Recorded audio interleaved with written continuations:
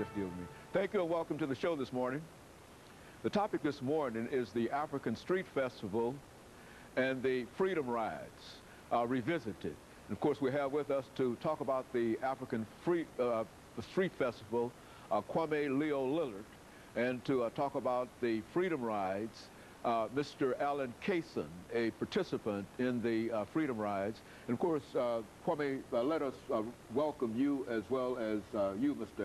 ACason1, to the show this morning, and to talk about a topic that has been revived in a real sense, Kwame, primarily because of your efforts and the efforts of others dealing with what has happened at Tennessee State University over the last several weeks. Let's start off, Kwame, by having you and later Mr. Cason to give us some information relative to your background, your education, and some of the things that were important in terms of getting you involved in the activities that you're involved in now, and then we'll talk about some other aspects of your involvement.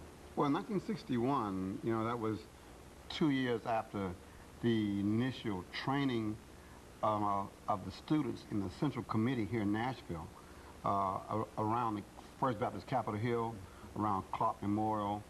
There was a cadre of people who were trained in late '59 in the ways of Gandhian resistance.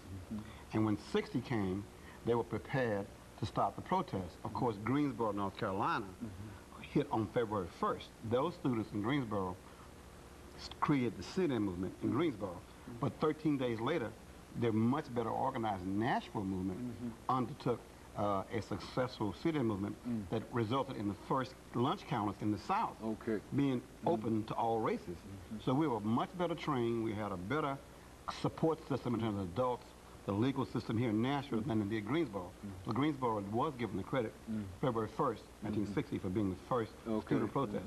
The difference is that Nashville movement was so well organized that Dr. King came to Nashville to learn how we were doing this. So when the core group was burnt out in Anderson, Alabama in '61, that next year, they gave up the Freedom Ride. The Nashville movement was so well organized, we just simply said, no, you're not giving it up. We're going to pick it up, and we continued and were successful in making the Kennedy administration force the Interstate Commerce Commission to enforce the right for everybody to ride airplanes, buses, trains, or boats without any fear of being harmed because of the race. So the Nashville movement was just simply too well organized to do anything but do what it did, which is continue the Freedom Ride and move that into voter registration in the entire South. Very good. And of course, Mr. Cason, as a participant in the Freedom Rides yourself, why don't you tell us what motivated you to become involved? Because I'm sure that you understood the social and the political situation at the time. What motivated you to become involved in this activity? Motivation was this, that we were not progressing.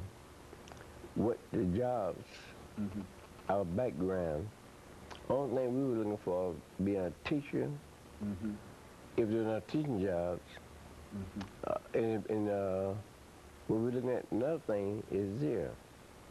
How many teachers do you have in a school? But we had to look at things. Why do I have to go to the back of the bus? Why do I have to go to the alley? Do you have urinate? Why do we do these kind of things? No.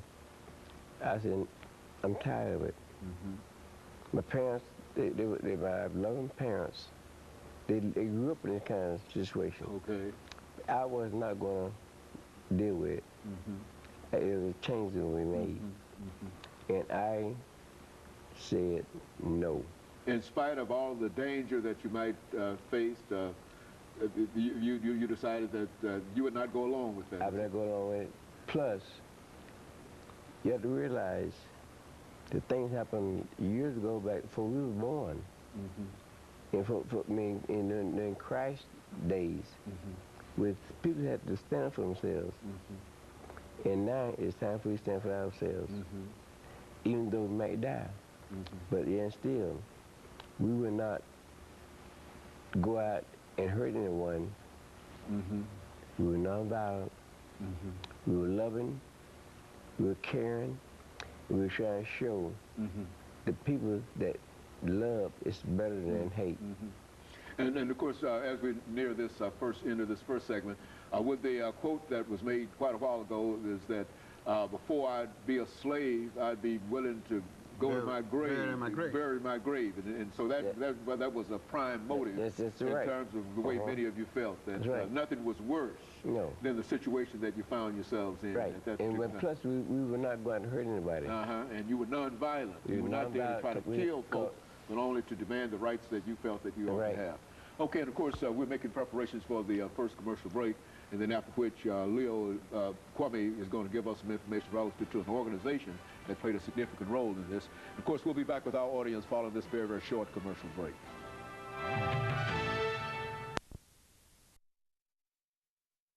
Talking to Kwame LLillard.